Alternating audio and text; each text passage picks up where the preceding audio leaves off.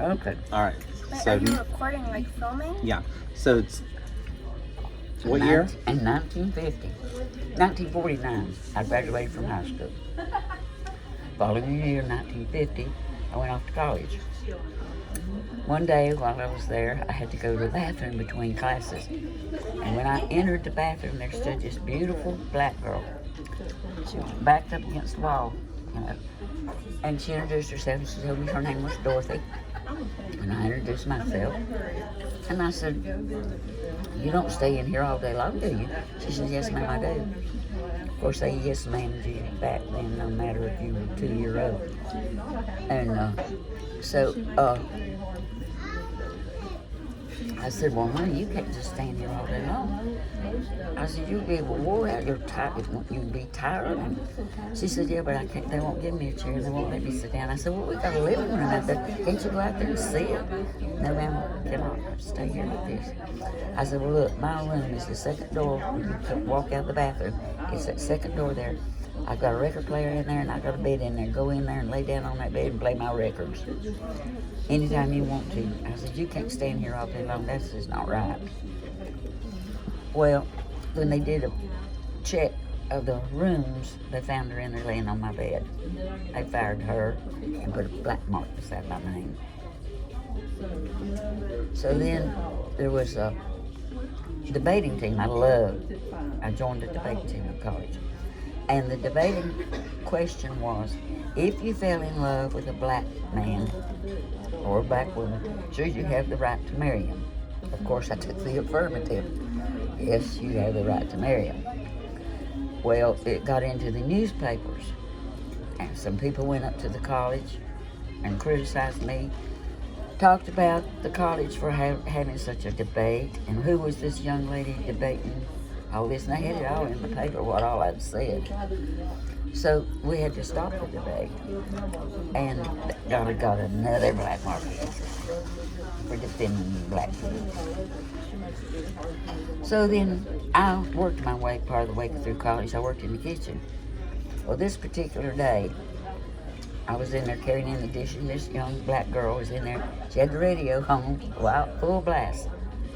And I had never heard black music before. In 1950, it didn't come over the radios or anything yet.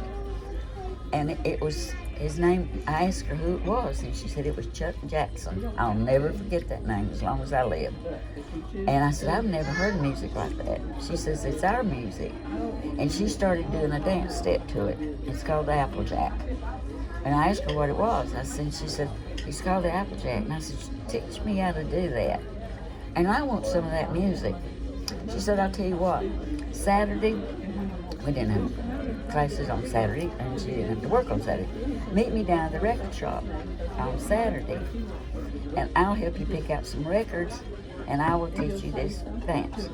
So I met her down at the record shop Saturday, and I bought some records. I bought my Chuck Jackson record, and some busybodies in town, old women, saw me in there touching a black girl, holding hands with her, dancing with her, and playing her music. They went up to the college and reported me that I was hobnobbing with a black person. That was my third mark, and they expelled me from college. So I went home, and I called Mama, and of course Mama didn't get excited. She said, "Well, what do you want to do now?" I said, "I don't know." She said, "Well, do you want to go down to Greensboro and go to school?" And I said, "I've been thinking about joining the Navy." And she said, "Well," and then I said, "Man, I thought about getting married." And she said, "Well, make up your mind what you want to do and let me know." And that's all my mother ever said about it. My mother was not prejudiced. She didn't teach us to be prejudiced. I didn't think anything about it. And I couldn't understand why it had happened. But that's what was happening back in 1950. And it was 1968 before Martin Luther King came along. That much later. Yeah. There's a long, there's like decades. Yeah. But that's how bad the South was in 1950 at a Southern college for a young girl like me. What college was it? Mitchell College in Statesville. We just went through states for earlier. And I decided to get married. So Mama said, okay, I've got a wedding to I've got a wedding to pay for. I said, yep. And I married Glenn Stutz.